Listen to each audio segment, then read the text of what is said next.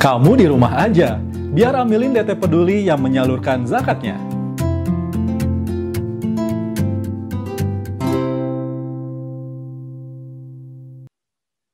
Jamaah yang dirahmati Allah, kini saatnya kita simak kajian spesial Ramadan Peduli Negeri membuka pintu langit bersama Bunda Astri Ivo dengan tema Solihah Semudah Tersenyum. Masya Allah. Mohon info, apakah Bunda Astri Ivo sudah hadir? Sudah. Masya Allah. Assalamualaikum. Waalaikumsalam warahmatullahi wabarakatuh. Bunda, apa kabar? Alhamdulillah sehat. Salam Semuanya sehat, silaturahim. walafiat. Masya Allah. Baik, untuk itu sahabat semua, karena Bunda Astri Ivo sudah hadir di tengah kita, mari kita simak pemaparan ilmu yang insya Allah akan disampaikan oleh Bunda Astri Ivo dengan tema Solihah Semudah Tersenyum. Kepada Bunda Astri Ivo saya persilahkan. Baik, jazakallah khair. Bismillahirrahmanirrahim. Yang saya cintai bunda-bunda, calon bunda, ukhti-ukhti salehah dimanapun berada. Assalamualaikum warahmatullahi wabarakatuh. Alhamdulillahirabbil alamin wassalatu wassalamu ala asyrafil anbiya wal mursalin sayyidina Muhammadin wa ala alihi wa ashabihi ajmain amal ba'd.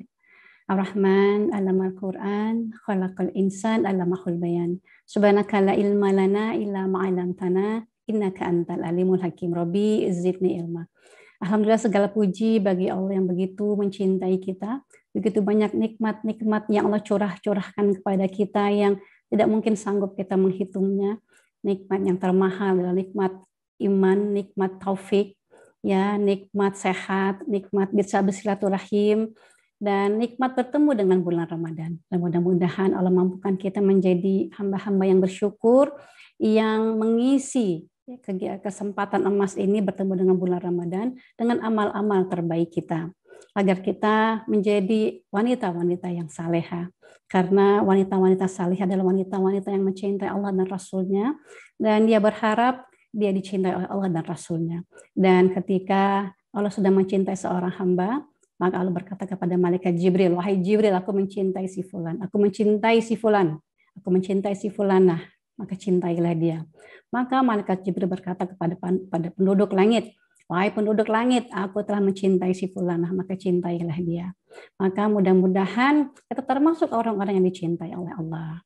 Karena itu, kalau kita bercinta, kita harus memahami dulu nih, sebenarnya apa-apa saja sih yang disukai oleh yang kita cintai. Karena jangan sampai kita beribadah sesuai dengan apa yang kita mau. Ya, tetapi kita mencari ilmu, kita mencari tahu bagaimana agar kita menjadi hamba-hamba yang mengerjakan semua yang Allah mau. Karena sahabat-sahabat salihah, semua perintah-perintah yang Allah perintahkan kepada kita adalah segala sesuatu yang menyenangkan dan membahagiakan kita. Ya, kalau kita tahu ilmunya. Dan begitu juga larangan-larangan yang Allah larang kepada kita adalah segala sesuatu yang membahayakan, yang merugikan kita pelakunya. Makanya Allah larang, karena Allah begitu mencintai kita. Maka marilah kita memohon pertolongan Allah, karena tanpa taufik, ya, kita sulit untuk menjadi pribadi-pribadi yang taat. Kita sulit untuk menjadi pribadi-pribadi yang salihah. Maka selalu memohon pertolongan Allah, agar kita dimampukan menjadi hamba-hamba yang bisa mencintai Allah dan Rasul-Nya dan juga dicintai. Menjadi hamba-hamba yang memiliki ilmu. Karena bercinta harus ada ilmunya, harus ada caranya. Ya, kita mau bikin nasi goreng aja, kalau nggak tahu caranya, kita pasti dapat nasi goreng yang tidak enak, tidak lezat. Padahal, ya, seperti tema kita pagi hari ini, begitu mudahnya, seperti orang tersenyum. Tapi bagi orang-orang yang tidak memahami ilmunya, maka akan sangat kesulitan, walaupun hal itu sangat mudah. Karena memang sesungguhnya yang Allah perintahkan, yang Allah inginkan adalah kemudahan bagi kita. Tidak menginginkan kesukaran bagi kita. Ya, contohnya puasa ini. Kalau kita memahami bahwa Allah perintahkan kita berpuasa agar kita dimudahkan oleh Allah, maka sebagian orang berpikir, ini kan puasa, kita kan nggak mudah. Kita menahan lapar, kita menahan haus, kita menahan nafsu, kita menahan pandangan mata, kita menahan pendengaran, ya, dan kita menahan segala sesuatu yang pada awalnya di hari-hari tidak Ramadan, semuanya dihalalkan. Tapi begitu Ramadan tiba, Allah haramkan semuanya untuk menguji kita, untuk memudahkan kita, apa yang dimudahkan oleh Allah. Di dalam surat Al-Baqarah ketika perintah untuk berpuasa, kalau panggil dengan mesra orang-orang yang beriman, ya ayyuhallazina amanu kutiba alaikumusiyam. Allah panggil hanya orang-orang yang beriman, karena hanya orang-orang yang beriman yang bercinta dengan Allah. Orang-orang yang beriman, orang-orang yang menghargai, yang memahami seruan apa yang Allah perintahkan kepada kita. Nah, dengan berpuasa, orang-orang yang beriman ini diproses ya agar mereka meningkat derajatnya menjadi orang-orang yang muttaqin la'allakum tattaqun. Jadi bukan bertakwa di bulan Ramadan, tapi terus-menerus menjadi pribadi-pribadi yang bertakwa. Ya, maka kita harus memahami bahwa seluruh perintah yang kita lihat dengan kasat mata kita sulit, ya, tapi ternyata mengandung begitu banyak kemudahan, mengandung begitu banyak hikmah, ya, kenikmatan-kenikmatan yang hanya dimiliki bagi orang-orang yang berilmu, ya. Karena itu kita harus tahu bagaimana caranya untuk selalu menuntut ilmu. Dan karena perintah pertama Allah Iqra, ya, dengan membaca, lewat membaca kita mampu mengamalkan apa semua yang Allah berikan kepada kita dalam Al-Quran dan juga sunati. Kita belajar tentang hadis-hadis, kita belajar tentang hadis keteladanan contoh-contoh yang Rasulullah SAW ajarkan kepada kita. Karena seluruh ibadah kita akan diterima kalau kita memiliki kemampuan untuk ikhlas dalam beribadah. Ikhlas itu tidak mudah, ya, tidak semudah tersenyum. Ikhlas itu harus dengan ilmu. Dan kita belajar juga menjadi pribadi-pribadi yang beribadahnya sesuai yang dicontohkan Rasulullah SAW pada kita. Ittiba. Karena dengan ikhlas dan ittiba ini, seluruh amal-amal kita menjadi amal-amal yang terbaik. Maka bagaimana kita menjadi pribadi-pribadi yang salehah. Miliki atau kenali Allah. Benar-benar mengenal, bukan hanya menjalankan ritual-ritual perintahnya, tapi sungguh-sungguh mengaktifkan hati kita. Memiliki amal-amal hati, memiliki cinta. Keimanan ini bukan hanya yakin, bukan hanya percaya, tapi memiliki kecintaan yang luar biasa. Dan sebagaimana hadis diperintahkan puasa, barang siapa yang berpuasa dengan iman. Imanan wahtisaban, iman dan ihtisab. Ihtisab ini apa? Gembira. Ihtisab ini optimis. Ihtisab ini mengharap, penuh harap. Ya, maka Allah akan hapus semua salah dan dosa-dosanya. Maka dengan memiliki keimanan yang kokoh, ya, akidah yang kokoh, mempelajari apa itu akidah, kita mampu memahami bahwa Ramadan adalah sebuah kegembiraan. Perintah adalah segala semua yang membahagiakan kita. Ya, memiliki ya amalan-amalan hati.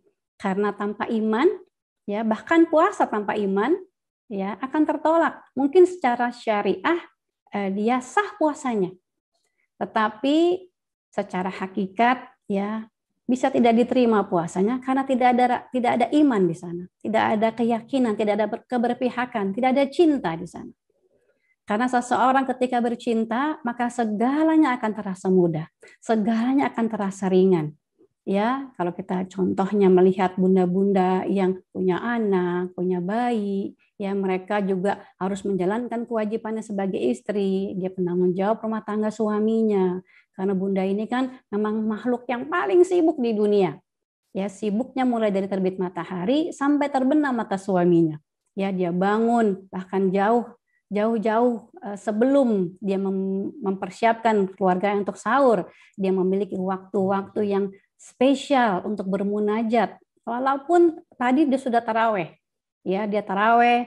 Mungkin karena sekarang di masa pandemi atau mungkin di waktu tidak pandemi, wanita ini, ibu, istri memiliki kewajiban-kewajiban yang begitu banyak sehingga dia tidak bisa untuk datang ke masjid.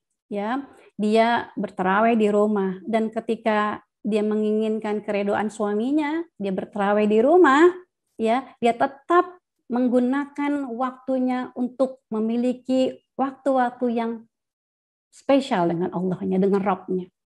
Ya, tapi dia tidak merasa susah, tidak merasa berat untuk melayani, untuk meraih ridho suaminya, untuk mendidik anak-anaknya, memberikan yang terbaik bagi anak-anaknya. Ya, mungkin waktu tidurnya sedikit, ya, mungkin badannya tetapi dengan kecintaan yang begitu mendalam, dia melakukan semuanya dengan penuh cinta.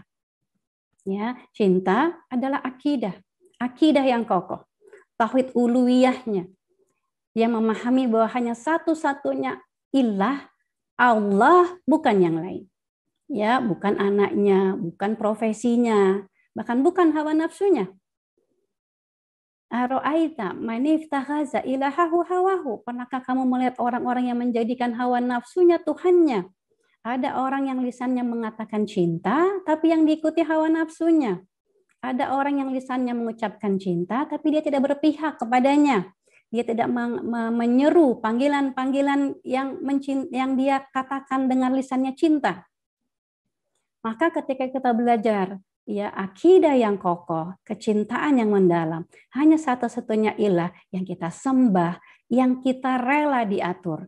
Yang hidup kita itu tidurnya diatur, yang memandangnya diatur, ya bermuamalahnya diatur, ya segala tutur katanya diatur, pakai bajunya diatur. Ini baju ini muslimah, ini yang minta Allah. Ya, memang tidak membicarakan soal mode, tapi ya kita menutup aurat kita ini karena kecintaan kita kepada Allah. Ya, untuk meraih keridhaan Allah, bukan keridhaan makhluk. Ya, cinta kita kepada suami, cinta kita kepada keluarga, itu manifestasi refleksi dari cinta kita kepada Allah. Sehingga kita menjadi istri yang meraih keridhaan suami itu dengan penuh cinta. Ya, nggak ngedumel. Kalau punya semangat tuh, nah kalau misalnya bunda-bunda yang punya waktu bisa pergi ke masjid, misalnya sekarang di daerah bunda sudah tidak lagi memiliki kasus yang tinggi gitu COVID-nya, boleh diadakan taraweh dengan prokes gitu. Tetapi ketika suaminya tidak redo, suaminya menginginkan bunda di rumah aja, ya temenin anak-anak gitu, ya dia nggak ngedumel. Nggak berpikir ini ayah nih gimana sih, ini kan bulan Ramadan, ini kan kesempatan perempuan itu banyak pergi ke masjid misalnya. Tapi dia menunaikan keinginan suaminya dengan penuh keikhlasan. Oh ya udah, kalau misalnya ayah tidak redo bunda ke masjid, bunda akan tarawih di rumah saja. Ya, atau misalnya kalau kita sudah masak nih buka puasa, ya misalnya nggak nanya-nanya dulu nih, anak-anak mau makan apa, suami mau makan apa, tiba-tiba suami minta, bun boleh nggak misalnya dibikinin telur dadar, padahal di situ udah ada kurma, udah ada makanan-makanan yang lainnya. Kita tuh nggak ngedumel gitu. Ya kita redo, oh ayah mau telur dadar, oh udah lama ya ayahnya, terus dibikinnya dengan penuh cinta. Ya, tentu saja para ayah yang saleh juga tidak mungkin memberatkan para istrinya, tidak mungkin memberatkan keluarganya untuk meraih kenikmatan dalam berpuasa di bulan Ramadan. Inilah dengan cinta. Ya, tauhid rububiyah yang kuat, bahwa hanya satu-satunya dia memahami, yang mencipta, yang menghidupkan, yang mematikan, yang memberi makan, yang memberi minum, ya, yang menyembuhkan ketika dia sakit, yang memberikan ampunan, ya hanya Allah Rabbul Alamin. Bukan makhluk, ya, bukan suaminya, dan dia menjadi istri yang salehah yang mencari keridhaan suaminya itu bukan supaya dicintai, bukan supaya uang bulanan ditambah gitu, tetapi agar Allah redha kepada dirinya.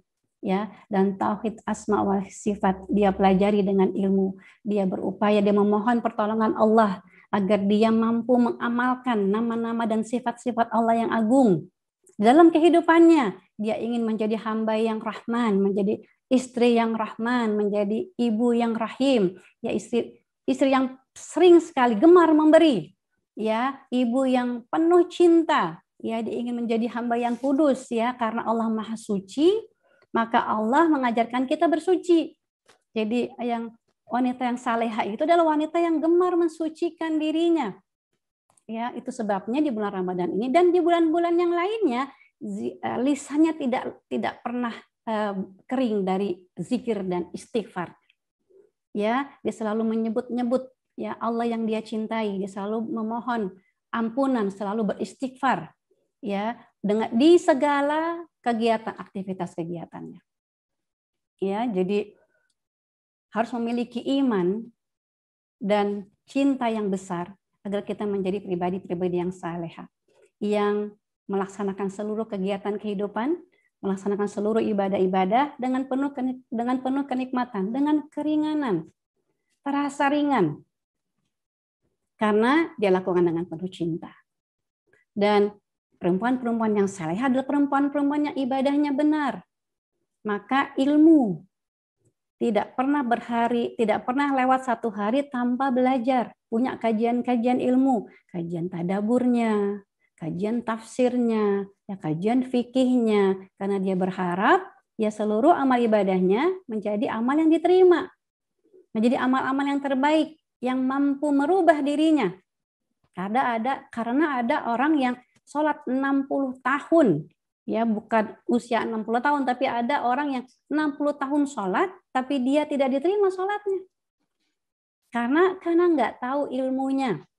Ya, ada ketika seorang Arab Badui ya sholat di hadapan Rasulullah SAW, ya Rasulullah minta untuk ulangi sholatmu sampai 3 kali, karena sesungguhnya dia tidak sholat. Dan sekarang ya sahabat-sahabat beruntung bisa ikut kajian sholat khusyuk ya, karena dia peduli memberikan satu kajian bagaimana kita meraih sholat yang khusyuk. Ya, pada intinya sholat yang khusyuk adalah sholat yang ketika kita sholat subuh sampai sholat duha. Nah, bagaimana amal kita? Apakah dari subuh ke duha ini ya mampu menjaga diri kita dari perbuatan yang sia-sia? Ya, dari duha ke zuhur, mampukah kita sholat yang kita tegakkan ini mencegah kita dari keji dan mungkar? Di sholat yang khusyuk adalah sholat dengan ilmu, belajar memahami apa yang dia ucapkan. Ya ayyuhallazina amanu wa la taqrabu sholata wa antum sukhara hatta ta'lamun ma ta'kulun. Ya, walaupun asbabun nuzul turunnya ayat ini untuk pelarangan khamar, dilarangnya minum-minuman keras, tetapi orang yang sholat tapi dia tidak memahami apa yang dia ucapkan, maka dia seperti orang mabuk. Ketika sholat dia bertakbir Allahu Akbar, Allah yang maha besar, tapi ketika datang masalah-masalah dalam kehidupannya yang sudah menjadi keniscayaan, karena memang kita manusia ini pasti diuji, kullu nafsin za'iqatul maut wa nabluukum bisyarri wal khairi fitnah wa ilaina turja'un, bahwa yang bernyawa pasti merasakan kematian dan pasti akan Allah uji kita. Allah uji kita dengan kelapangan, dengan kesenangan, dengan kesehatan, mampukah kita bersyukur? Dan juga Allah akan uji kita dengan kesempitan, dengan kesedihan, sakit. Mampukah kita bersabar? Tidak pernah sedikit pun ada sangka buruk dari semua takdir yang Allah datangkan dalam kehidupan kita. Semuanya baik. Kalaupun ada yang buruk, itu karena kita tidak memiliki kemampuan membaca takdir Allah yang Allah berikan kepada kita. Karena Allah Al-Muhsin, Allah Maha Baik, Ar-Rahim, Maha mencintai kita. Mana mungkin seseorang yang mencintai kita menginginkan ketidakmaslahatan dalam diri kita, menginginkan bahaya dalam diri kita. Ya, Bunda pasti mencintai suami, menginginkan suami menjadi imam yang saleh, yang mendukung. Nah, karena imam yang saleh ini diciptakan dari jenis manusia, ya pasti punya banyak kekurangan, pasti punya banyak khilaf. Ya, kita sebagai istrinya mau mengingatkan dengan cara yang baik, cara yang penuh cinta. Karena kita adalah istri-istri yang berharap menjadi perempuan-perempuan yang salehah. Hunna libasul lakum wa antum libasul lahun. Karena kita dengan pasangan kita adalah pakaian. Pakaian adalah sesuatu yang menutupi kekurangan-kekurangan kita, yang melindungi dan menjadi perhiasan ketika dipandang. Inilah orang-orang yang bercinta. Ya, ketika dia sholat dia tahu bahwa yang maha besar adalah Allah, maka seluruh permasalahannya kecil.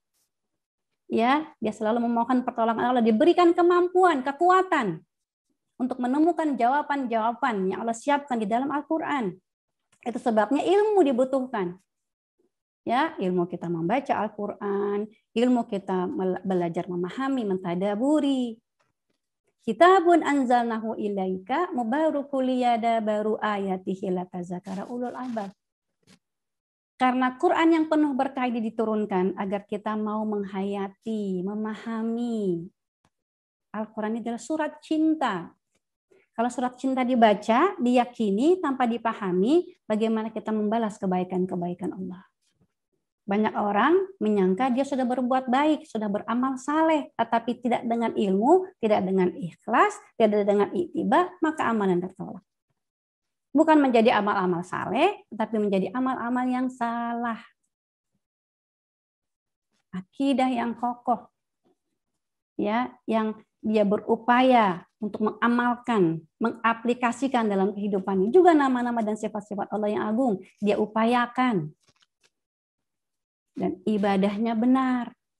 Ibadahnya menjadi amal-amal yang saleh, bukan amal-amal yang salah. Tahu mana yang sunnah, mana yang wajib, mana yang makruh, mana yang haram. Maka dia mengutamakan amal-amalan wajibnya. Sholatnya, puasanya, baca Al-Qur'annya, zakatnya, infaknya. Amalan-amalan yang wajib dia utamakan, dilakukan. Dia tunaikan dengan ilmu, dengan pemahaman, dan dengan pertolongan Allah mendapat kekhusyuan.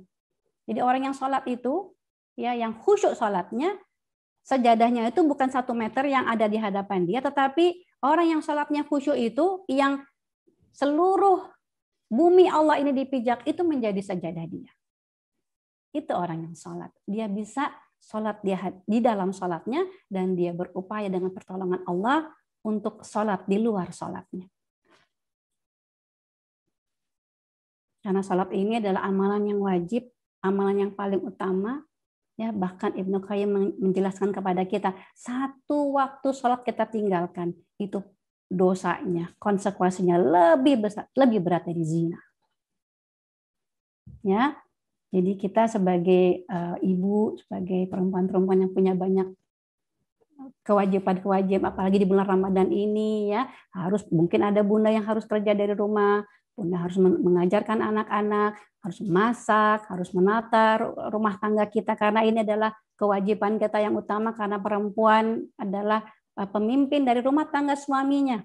Dia punya kewajiban untuk mesejahterakan anak-anaknya, mendidiknya dengan penuh cinta. Ada ilmunya, apalagi menjadi bunda itu kan nggak pernah ada sekolahnya ya Bun ya. Dan juga para calon bunda, ya, jangan nunggu jadi istri, jadi ibu, nggak mau belajar jadi ibu. Salah satu kegagalan negeri kita ini belum menjadi negeri yang maju karena para perempuannya karena para ibu tidak mempersiapkan anak-anak gadisnya menjadi seorang ibu.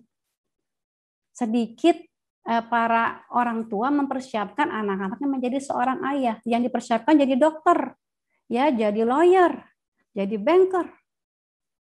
Tetapi abai atau luput, ya tidak semuanya. Tapi banyak dari orang tua yang tidak mempersiapkan anak-anaknya menjadi anak-anak yang tangguh, anak-anak yang mengenal Robnya, ya, hanya fokus pada hal-hal ritual, yang penting sholat, yang penting baca Al-Quran, yang penting khatam Al-Quran. Tapi tahukah apa yang dia ucapkan? Belajarkah dia apa yang dia ucapkan? Belajarkah tentang sholatnya? Ya, dan dia menghadap kepada siapa? Pada Rabbul Alamin, yang mencipta, yang mencintai, yang memberikan segalanya. Ini kewajiban kita. Dan kewajiban utama kita yang lainnya, perempuan-perempuan yang saleh, adalah istri-istri yang taat kepada suaminya. Dia mengharapkan keridhaan suaminya. Dia tuh nggak mau ribet sama keinginan-keinginan suami yang mungkin meribetkan hidupnya. Yang dia lihat hanya kemudahan-kemudahan. Dia pandai berkomunikasi. Ya, perempuan-perempuan salehah itu dia belajar gaya komunikasi yang Allah ajarkan di dalam Al-Qur'an. Dalam Al-Qur'an itu ada gaya komunikasi kaulan layyina, kaulan baligho, kaulan kariman, kaulan ma'rufan. Allah ajarkan kita bagaimana cara berkomunikasi, karena salah satu kunci keberhasilan dalam membangun sebuah keluarga, ya, dalam bermuamalah adalah bagaimana kita mampu berkomunikasi yang baik. Komunikasi juga memegang peranan penting. Lisan kita ini dalam, apalagi di bulan Ramadan, Masya Allah. Ada hadis yang berbunyi, barang siapa yang berpuasa tapi tidak meninggalkan gibah, tidak meninggalkan dusta, tidak meninggalkan fitnah, namimah, maka Allah tidak butuh puasanya. Nauzubillah min dzalik. Berapa banyak orang yang puasa tapi dia cuma mendapat lapar dan haus saja. Orang kalau berpuasa itu kan dia nggak mau ditawarin makan batagor gitu pagi-pagi, dia pasti nggak mau. Enggak dong, saya nggak mau, saya lagi puasa. Tetapi lisannya mudah untuk menggibah saudaranya. Ghibah itu Bun bukan memfitnah. Kalau gosip itu kan mungkin sesuatu yang tidak benar, tapi ghibah itu mengatakan sesuatu yang benar. Ya, suatu saat Ummu Aisyah radhiyallahu anha pernah khilaf dan bilang kepada Rasulullah SAW tentang posturnya Sofia. Wahai Rasulullah, Sofia itu kecil posturnya seperti saya ini itu kecil. Apa jawab Nabi? Wahai Aisyah, lisanmu bisa menajiskan lautan. Maka jaga lisan.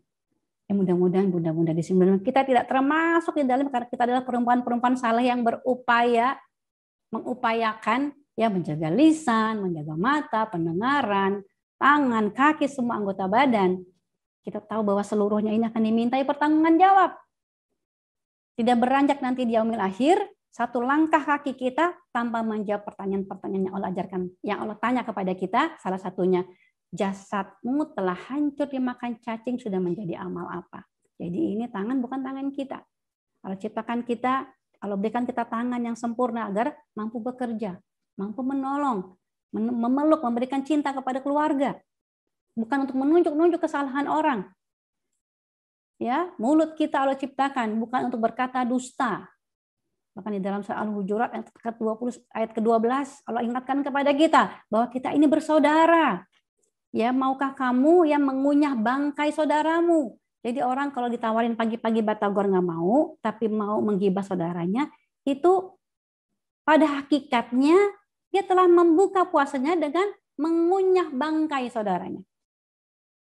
Walaupun ulama mengatakan, menjelaskan bahwa orang yang berpuasa ya secara syariat sah, tapi bisa jadi tertolak amalannya karena dia tidak meninggalkan kata dustanya, tidak meninggalkan gibahnya, tidak meninggalkan kata-kata kasarnya, ya ngomong sama mbak tuh staf ahli di rumah masak, ya atau tetangga, kata-kata yang tidak menyenangkan, kata-kata yang kasar, penuh caci maki, nauzubillah min dzalik.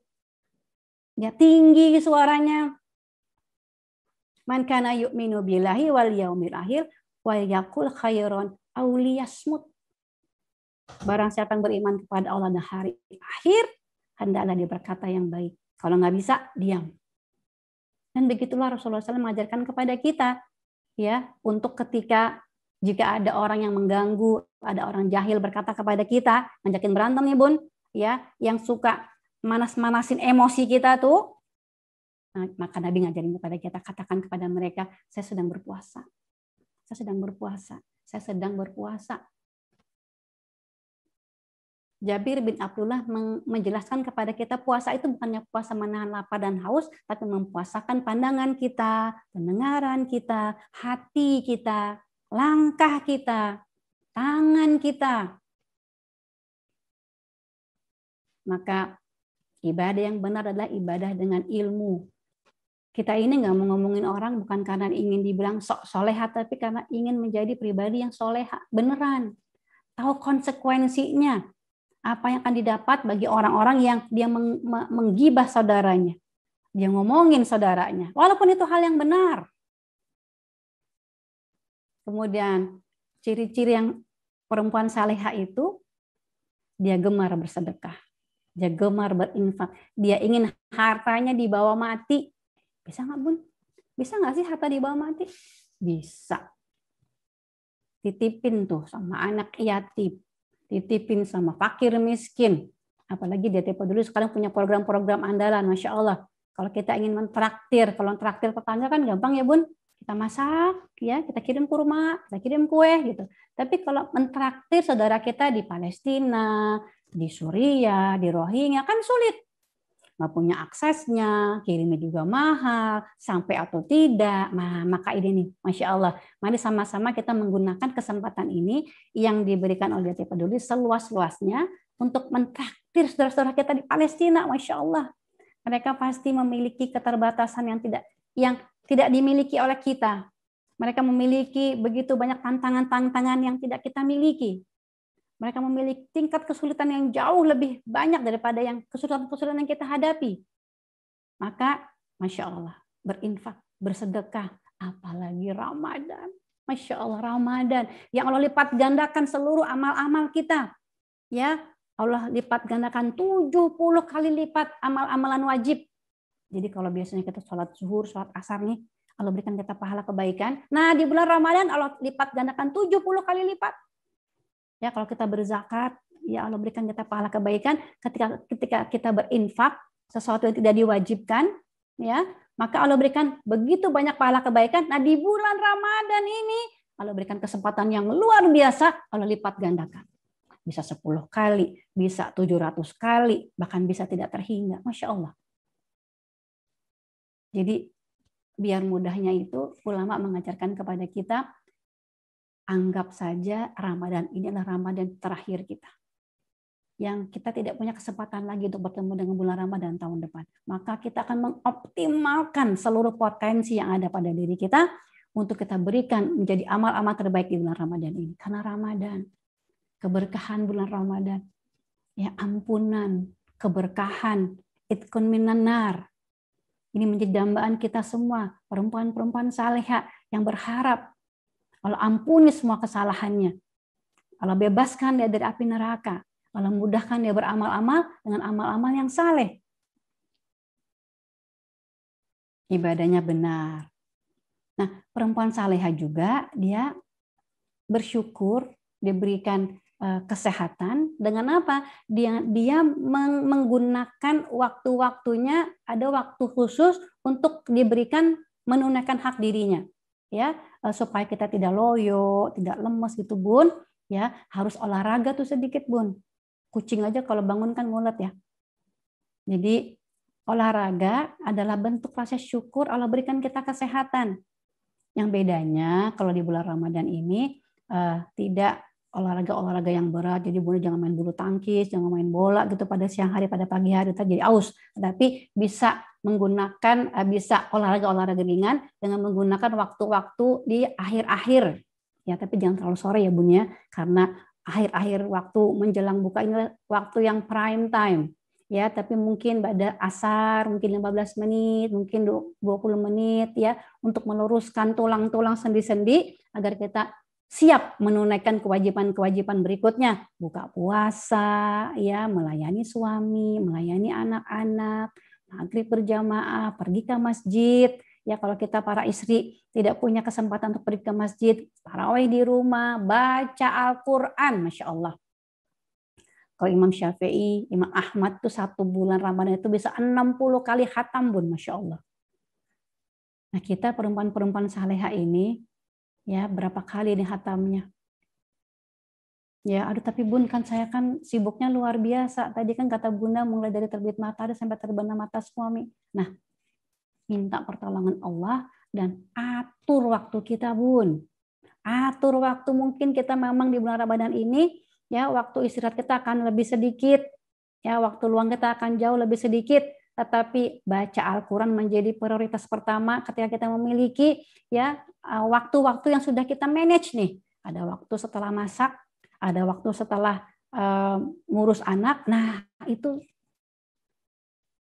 mentadarus Al-Quran. Ya, jangan sampai tidak 1 kali khatam, rugi. Ya, memang khatam itu tidak menjadi kewajiban. Kalau wajib itu kan dikerjakan mendapat pahala. Kalau ditinggalkan berdosa gitu ya Bun ya. Tapi kalau sunnah itu dikerjakan mendapat pahala, tidak dikerjakan rugi besar. Rugi besar. Maka atur waktu kita, minta pertolongan Allah agar kita dimampukan memiliki waktu-waktu untuk mentadarus, dan kalau kita punya waktu luang kita mentadabur kembali. Kemudian jangan tinggalkan sholat-sholat sunnah. Ya, kalau sholat-sholat wajib atau ibadah-ibadah wajib Allah lipat gandakan 70 kali, maka ibadah-ibadah sunnah, sunnah rawatib, taraweh, duha, sholat wudhu, Masya Allah. Itu Bilal masih hidup, masih ada di dunia, tapi Rasulullah SAW ketika Isra Mi'raj sudah mendengar terompahnya Bilal di surga.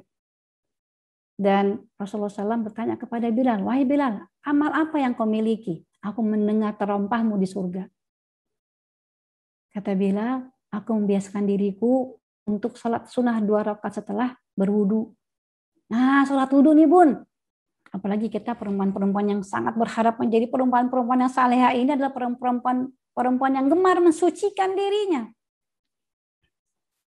sholat wudhu, ya, sholat tarawih, walaupun begitu banyak keterbatasan kita, tapi tidak mau kita tinggalkan.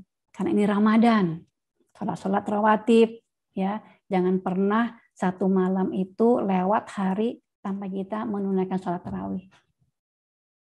Setelah sholat malam kita. Dan juga kalau bisa jangan tinggalkan qiyamul lail. Di tahajud maksudnya, karena tarawih juga qiyamul lail ya Bun ya. Karena qiyamul lail ini mulai dari ba'da isya sampai sebelum azan subuh. Jadi kita harus punya nih ibadah-ibadah andalan kita yang kita lakukan dengan mudah. Karena tadi punya ilmu, yang mengenal Allah yang begitu mencintai kita, nama-nama Allah yang agung, sifat-sifat Allah yang begitu mencintai kita, yang begitu memudahkan kita, maka kita gunakan seluruh potensi kita untuk memberikan bukan hanya ibadah-ibadah yang diwajibkan, tapi juga ibadah-ibadah yang disunahkan. Karena rugi. Itu sebabnya perempuan salihah itu harus luas wawasannya. Banyak ilmunya. Dia akan sulit menunaikan ibadah-ibadah sunnah kalau dia tidak tahu janji-janji apa yang Allah berikan kepada dia.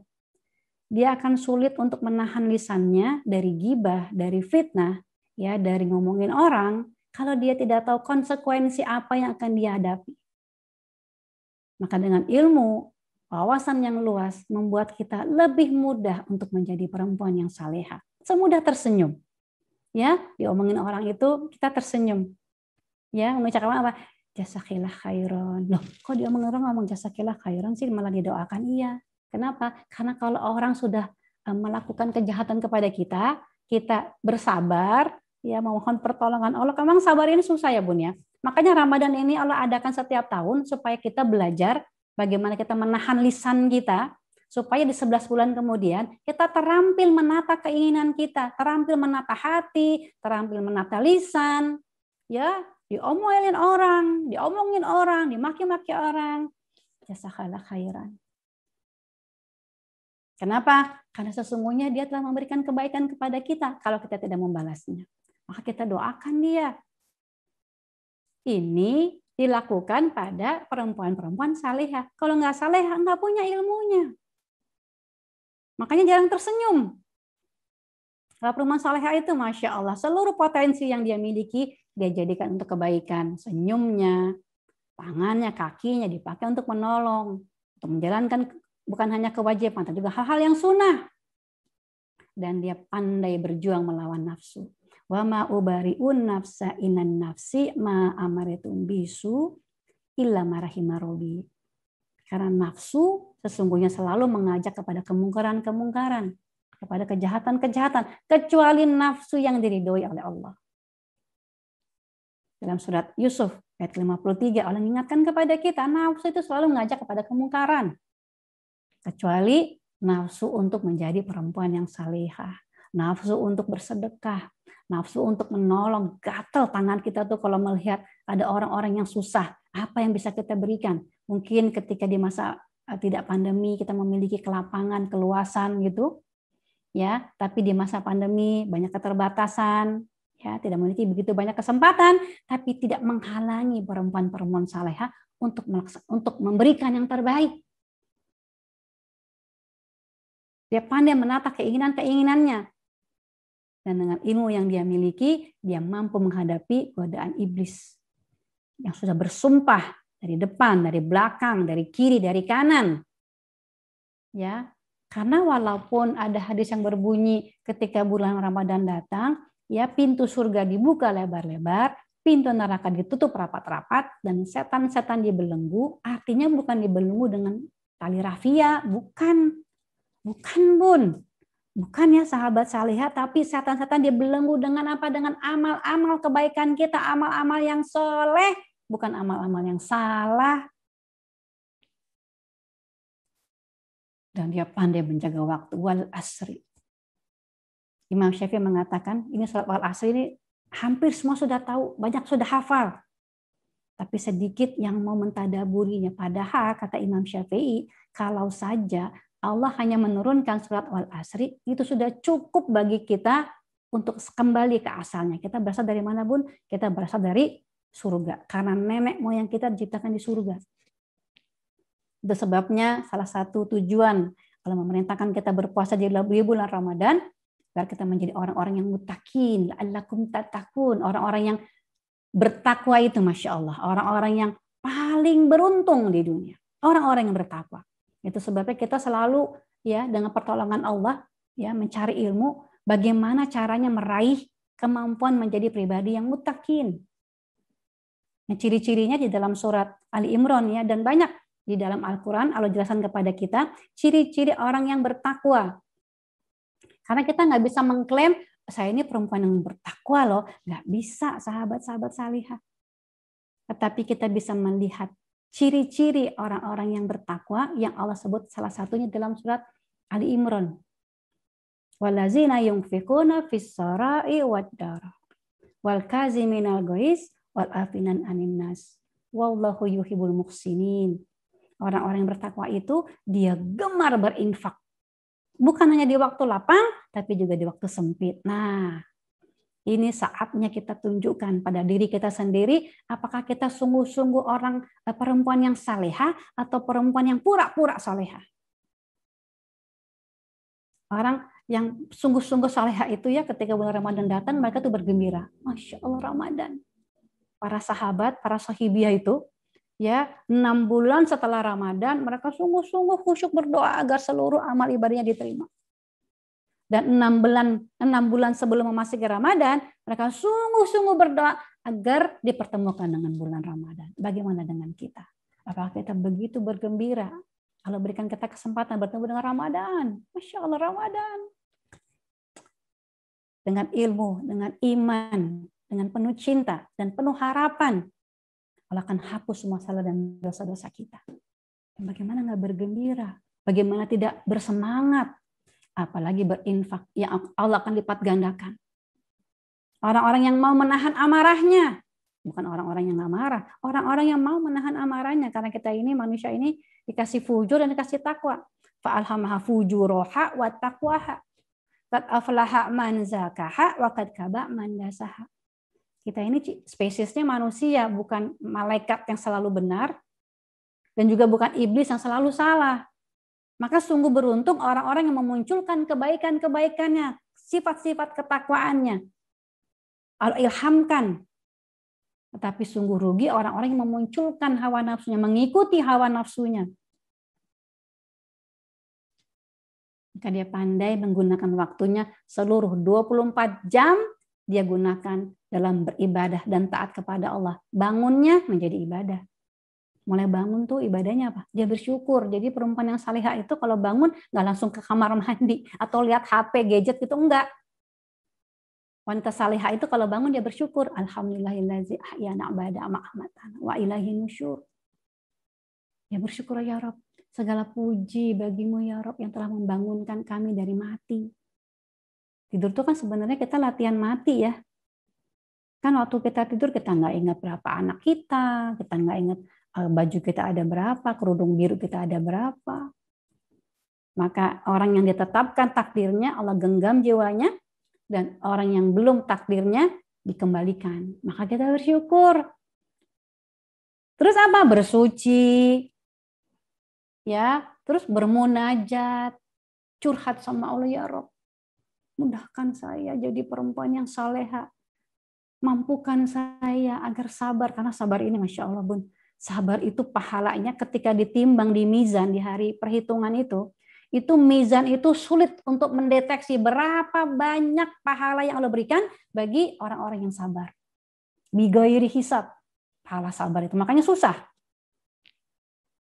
Bahkan Nabiullah Musa alaihissalam ya diuji oleh Nabi Khidir tentang kesabaran. Tidak mudah. Wa kaifa ala tasbiru ala ma lam tuhit bihi khubro. Bagaimana kamu mau bersabar kalau nggak punya ilmunya? Lagi-lagi ilmu nih Bun. Ya sahabat-sahabat salehah, cari ilmu tentang sabar. Apa sih itu sabar? Sabar tuh bukan yang kayak di sinetron, saya sudah sabar. Itu belum sabar. Sabar itu seperti Ummu Hajar ketika ditinggal oleh suaminya di Bakkah dan dia tahu bahwa itu perintah Allah, Ya, sabar itu apa? Dia sa'i. Sabar itu berusaha. Sabar itu tangguh, tanggap, teliti, itu sabar. Belajar ilmunya. Kenapa? Begitu pahala yang banyak. Ya, tanpa bisa terdeteksi berapa banyaknya, maka kita berupaya bersungguh-sungguh agar kita menjadi perempuan-perempuan salehah yang punya kesabaran yang banyak.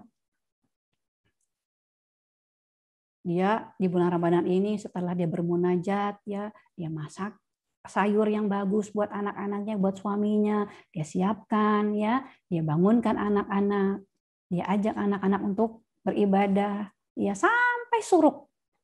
Ya, habis suruk dia tuh baca doa pagi, doa petang, nggak pernah ditinggalkan. Kenapa? Doa pagi petang ini seperti APD, alat pelindung diri. Pelindung diri dari api neraka, pelindung diri dari godaan, pelindung diri dari mara bahaya, pelindung diri. Masya Allah. Jadi perempuan salihah itu nggak bakalan tuh mau meninggalkan doa pagi dan petangnya. Kenapa? Karena dia butuh. Sama seperti kalau orang ketika datang ke satu daerah yang COVID-nya itu lagi tinggi gitu, nggak pakai alat pelindung diri, kira-kira gimana tuh? Ya pasti terkena, pasti terpapar. Ya menggunakan seluruh waktunya dalam beribadah, bahkan tidurnya, bangunnya, masaknya, nyapunya, bersih-bersih rumahnya, meluk anaknya, ya menyimak bacaan anaknya, dia teratur dalam segala urusannya. Itqon, profesional. Profesional jadi hamba yang taat, dia terus belajar, selalu memohon pertolongan. Dia profesional menjadi anak yang berbakti, karena perempuan yang salihah ketika dia menikah, bakti kepada orang tua tidak terhapus. Walaupun haknya sudah diberikan ayahnya kepada suaminya. Dia teratur dalam segala urusan. Dia belajar jadi ibu, bagaimana cara berkomunikasi, belajar tentang perkembangan tumbuh kembang anak, belajar tentang bagaimana potensi-potensi yang ada dalam diri anak-anak. Karena mendidik anak adalah salah satu kewajiban yang berat, yang tidak mudah. Ujiannya mendadak, pengorbanannya banyak. Dan perempuan yang salihah itu, dia punya potensi yang dia lakukan, dia bisa mandiri secara ekonomi. Seperti Ummu Khadijah, Ummu Zainab binti Jahsi, ya bisa menyamak kulit, dia bisa membuat kerajinan tangan, yang hasilnya sebagian besar disumbangkan. Jadi kalau kita mau bersedekah bagi istri atau tidak memiliki pekerjaan, tidak memiliki memiliki usaha sendiri, ada uang keluar suaminya, itu harus izin tuh Bun. Nggak boleh tuh kita nggak izin sama suami yang menggunakan harta suami kita, kecuali kalau kita punya kemampuan untuk berusaha sendiri. Dan terakhir, perempuan salihah itu dia bermanfaat bagi orang lain. Kemampuan-kemampuan yang dia miliki ya untuk menjadi manfaat bukan hanya bagi keluarganya, tapi juga bagi masyarakatnya, bagi tetangganya, dan bagi umat. Ya mudah-mudahan Allah mampukan kita menjadi perempuan-perempuan yang salihah, terus istiqomah, terus belajar, dan mau mengamalkan bersusah payah ya dengan pengorbanan, dengan kekuatan untuk menjadi pribadi-pribadi yang salihah.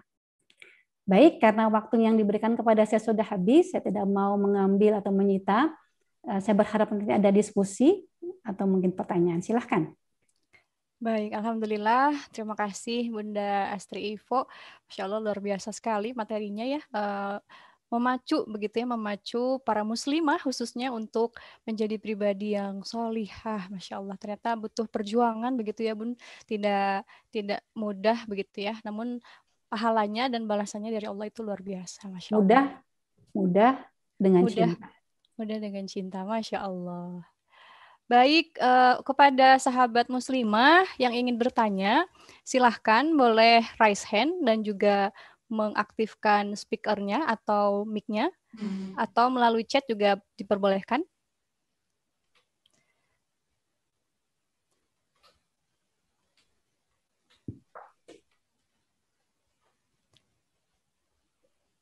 Ya. Ada, Mbak Yoni, silakan. Masya Allah, ada nih, Bun. Kepada sahabat Santi, dipersilahkan.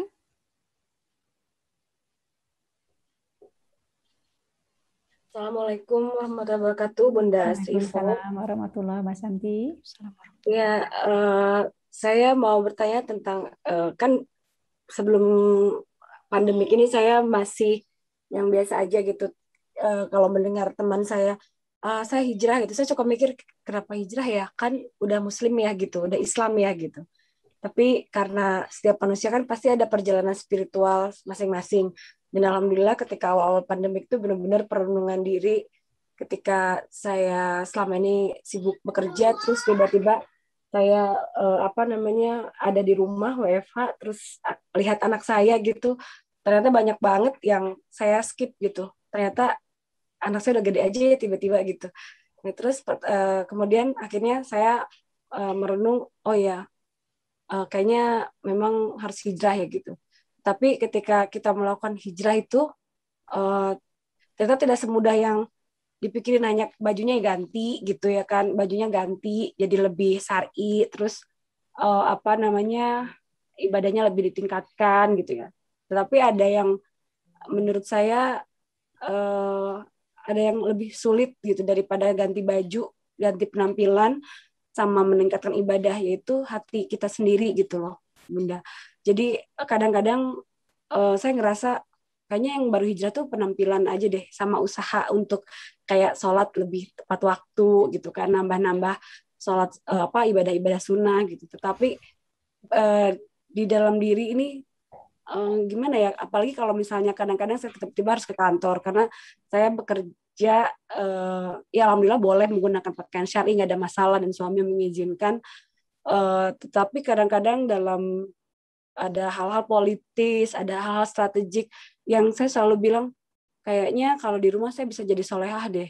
Tapi kalau di luar rumah, apalagi mulai bekerja, berpikir, ketemu kompetitor dan sebagainya, kok tiba-tiba saya jauh banget ya dari solehah gitu.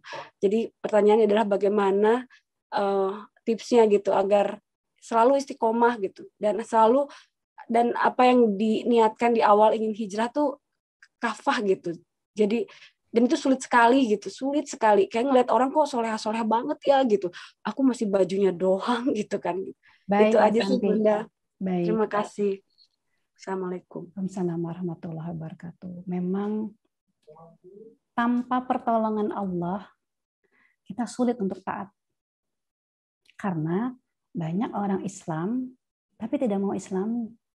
Bahkan ada orang yang mengaku Islam, tapi berani menghapus-hapus hukum Allah. Jadi pertama yang kita harus miliki selalu memohon pertolongan Allah. Karena memang ibadah itu kan, beribadah itu apa? Iyyaka na'bud wa iyyaka nasta'in. Kita beribadah dan memohon pertolongan. Dua itu. Inti dari ibadah itu. Beribadah dan memohon pertolongan Allah. Jadi Mbak Santi jangan heran kalau itu sulit. Karena surga ini dikelilingi oleh hal-hal yang tidak mudah, tidak mengenakan, tidak nyaman. Pertama, jangan kita lupakan tiap saat minta pertolongan Allah. Karena dengan pertolongan Allah, semuanya akan mudah. Ya, Sumayyah misalnya, Sumayyah ini disiksa fisiknya, ya, begitu berat tekanan yang dia hadapi, tapi dia hadapi dengan senyuman. Dia perempuan pertama yang syahid. Kenapa? Karena dengan pertolongan Allah, akidahnya yang begitu kokoh, yang membuat yang lainnya itu mudah. Nabi Ibrahim alaihissalam begitu mencintai anaknya Ismail, ya puluhan tahun bermunajat, Robbi habli minas sholihin, Robbi habli minas sholihin.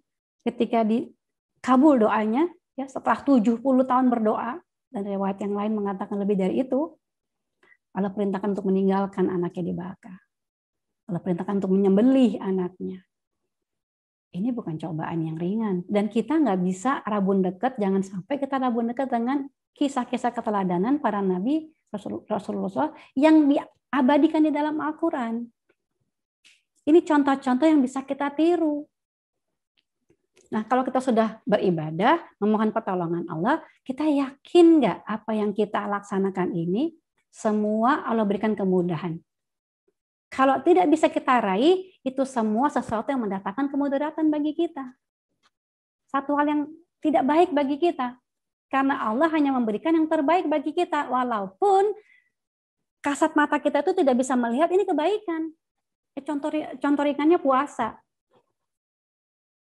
Yuridullah bikumul yusra. Allah tuh mengendahkan kita kebaikan, kemudahan. Tapi kalau dilihat puasa itu kan nggak mudah. Puasa itu bukan hanya menahan lapar, bukan hanya menahan haus, menahan lisan, menahan pandangan, menahan dari yang haram, menahan dari yang makruh bahkan.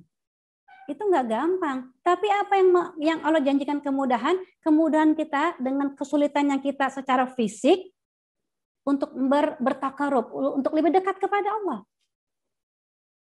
Maka jadikan Ramadan ini momentum perubahan diri kita. Jadi hijrah itu setiap saat. Ya, kalau cerita yang familiar yang sudah masyhur itu kan ceritanya ular dengan ulat kan. Kalau ular itu puasa yang berubah cuman bajunya, cuman kulitnya. Tetapi kalau ulat yang buruk rupa, yang menjijikan ketika puasa dia berubah menjadi makhluk yang indah. Seekor kupu-kupu yang sayapnya beraneka ragam, indah, matanya faset tajam. Perutnya ada benang yang bisa mengangkut benang sari. Bagaimana dengan puasa kita? Jadi pertama Mbak Santi, kita terus mohon pertolongan Allah, terus beribadah kepada Allah, dan terus maju tidak melanggar hukum-hukum yang Allah tetapkan. Kalau Allah bilang boleh, jalankan. Kalau Allah bilang jangan, tinggalin. Semampu, dan kita pasti tertatih-tatih untuk menjadi hamba yang islami, bukan menjadi hamba yang Islam, yang mengambil sebagian ayat tapi menolak sebagian yang lainnya, tidak.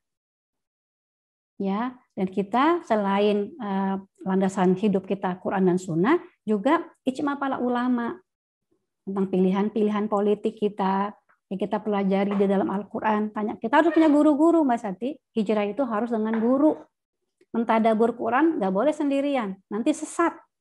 Berapa banyak sekarang kajian-kajian yang tadinya sholat bikin orang jadi nggak sholat. Berapa banyak orang yang sekarang puasanya tuh bukan dari subuh sampai maghrib, tapi dari maghrib sampai subuh. Ada yang begitu. Jangan heran. Kenapa? Karena tidak ada ilmunya, tidak minta pertolongan Allah, dan tidak ada guru-guru yang memiliki kompetensi. Jadi kita mentadabur Quran itu harus dengan guru-guru yang memang ahli dalam bidang hukum-hukum.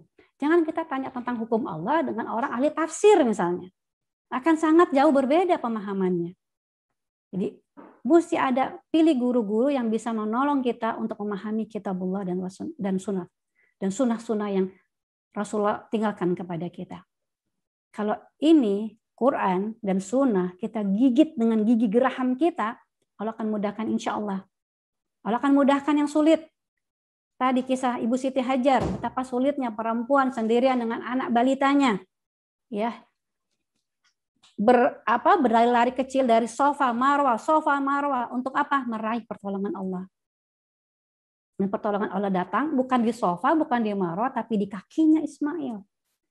Dan ini adalah gambaran kehidupan kita semuanya. Ya, kalau kita memiliki ilmu, cinta yang luas, dan mau berani menjalankan apa yang Allah bilang boleh, dan berani meninggalkan apa yang Allah tidak ridhoi, maka insya Allah akan solehah semudah tersenyum.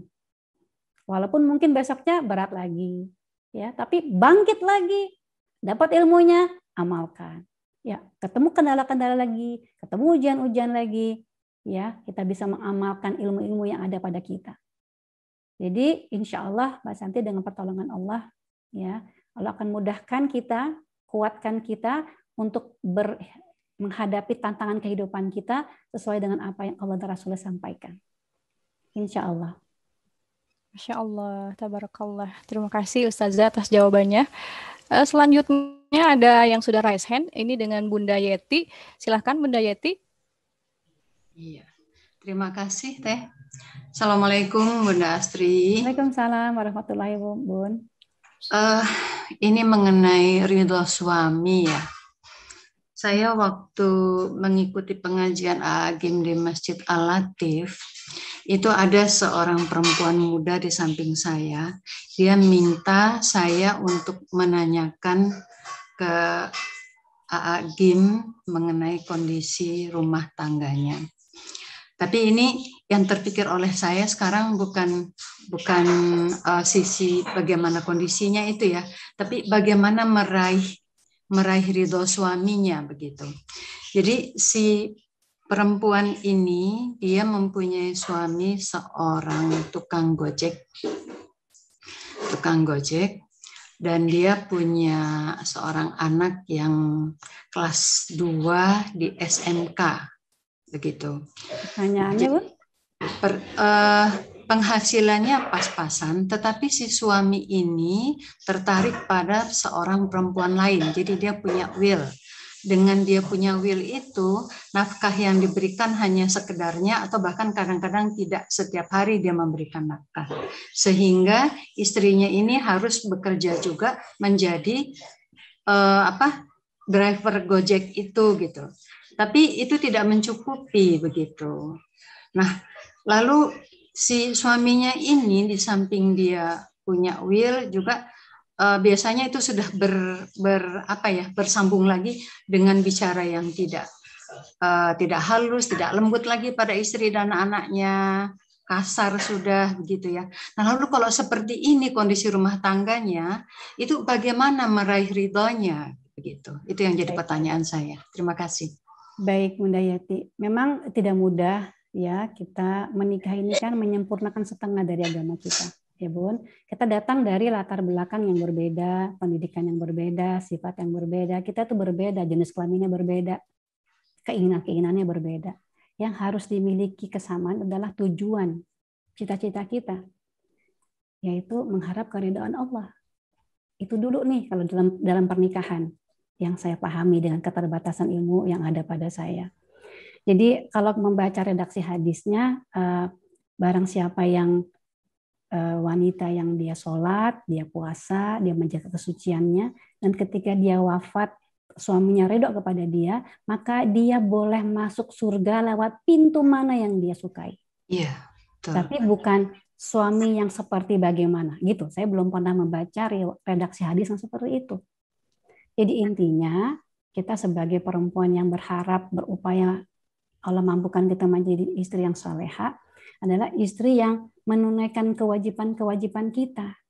Tidak peduli dengan hak-hak kita. Kenapa? Karena yang memberikan kita rezeki itu Ar-Razzaq, bukan suami kita. Makanya perempuan saleh itu tadi ciri-cirinya adalah dia mandiri secara ekonomi. Dia bisa masak mungkin, dia bisa bikin keripik misalnya. Kita kan tahu tuh di Bandung ada keripik, nggak boleh sebutin namanya ya, yang omsetnya itu ratusan juta.